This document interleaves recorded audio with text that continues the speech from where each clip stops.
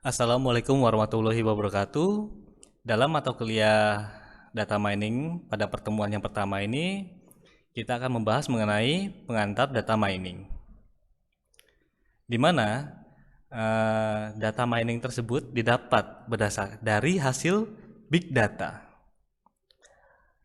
Kira-kira apa yang dimaksud dengan big data? Di sini manusia memproduksi berbagai macam data dengan jumlah yang sangat besar. Seperti contohnya astronomi, bisnis, kedokteran, ekonomi, olahraga, cuaca, finansial, dan sebagainya. Artinya dari setiap bidang ini nanti akan mencatat data yang akhirnya nanti data tersebut semakin lama akan semakin besar. Itu yang disebut dengan istilah big data. Seperti contohnya lagi kita lihat di sini aliran data di dunia maya. Perkembangan zaman telah mengubah budaya dan perilaku manusia, di mana pada tiap-tiap sosial media yang ditampilkan di sini seperti Google, Facebook, YouTube, Twitter, dan Instagram, masing-masing dapat mencapai seperti contohnya Google 40.000 pencarian per menit. Ini data yang dicatat pada Insight Big Data Trends for Media pada tahun 2015. Tentu saja pada tahun ini pencarian pasti jauh lebih meningkat. Seperti itu contohnya. Jadi apapun itu, semua data pasti akan semakin lama akan semakin bertambah. Lalu dari data yang sudah bertambah banyak tersebut, apa yang bisa dilakukan dengan data tersebut? Di sini kita tenggelam dalam data, namun lapar akan pengetahuan. Artinya, data tersebut tidak ada artinya apabila tidak kita jadikan sebagai pengetahuan. Maka di sini akan terbagi menjadi 3 segmen, yaitu data, informasi, dan pengetahuan. Data ini fakta yang terekam namun tidak membawa arti. Seperti contohnya tanggal lahir, nilai mata kuliah, tinggi badan, alamat rumah, jenis kelamin, dan sebagainya. Ini yang dimaksud dengan data. Lalu apa yang dimaksud dengan informasi? Informasi yaitu kumpulan data yang memiliki makna. Seperti contohnya usia, status kelulusan mata kuliah, pemenuhan prasyarat lamaran kerja, jarak rumah dan tempat kerja, dan seterusnya. Kalau tadi sebelumnya pada data terdapat tanggal lahir, artinya dari tanggal lahir tersebut informasi bisa kita dapatkan yaitu usia seseorang berdasarkan tanggal lahirnya. Data nilai mata kuliah artinya dalam informasinya kita dapat mengetahui status mahasiswa tersebut lulus mata kuliah atau tidak, dan sebagainya. Itu yang dimaksud dengan informasi. Lalu berikutnya pengetahuan, yaitu pola atau rumus atau aturan atau model yang muncul dari data dan informasi. Seperti contohnya kebiasaan mahasiswa, kecenderungan plagiasi tugas, tanda-tanda akan terjadi bencana, dan sebagainya.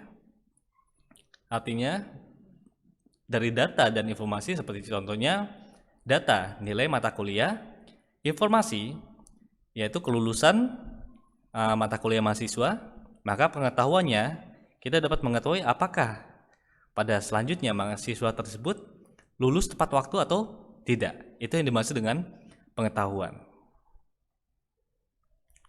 Kita ambil lagi contohnya seperti berikut. Data kehadiran pegawai. Informasi akumulasi bulanan kehadiran pegawai. Dari sini data dia akan tercatat tapi tidak memiliki arti. Dari data tersebut akan kita akumulasikan sehingga menjadi sebuah informasi di mana masing-masing karyawan kita dapat mengetahui eh, kehadirannya berapa kali, izin berapa kali, cutinya berapa kali, sakit berapa kali, dan telatnya berapa kali. Lalu pengetahuan dari data dan informasi tersebut, kita dapat membuat sebuah pengetahuan, yaitu kebiasaan kehadiran mingguan pegawai. Di sini kita lihat pada hari Senin dan Jumat, keterlambatannya banyak pada hari Senin. Sedangkan pada hari Jumat, pulang cepatnya banyak.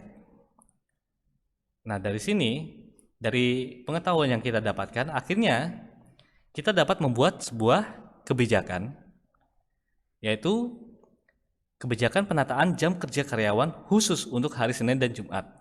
Peraturannya yaitu hari Senin dimulai dari jam 10, sedangkan hari Jumat diakhiri dari jam 2 siang. Sisa jam kerja dikompensasikan ke hari yang lain. Artinya dari pengetahuan tersebut kita dapat membuat sebuah kebijakan di mana nantinya akan mengurangi keterlambatan pada hari Senin dan pulang cepat pada hari Jumat.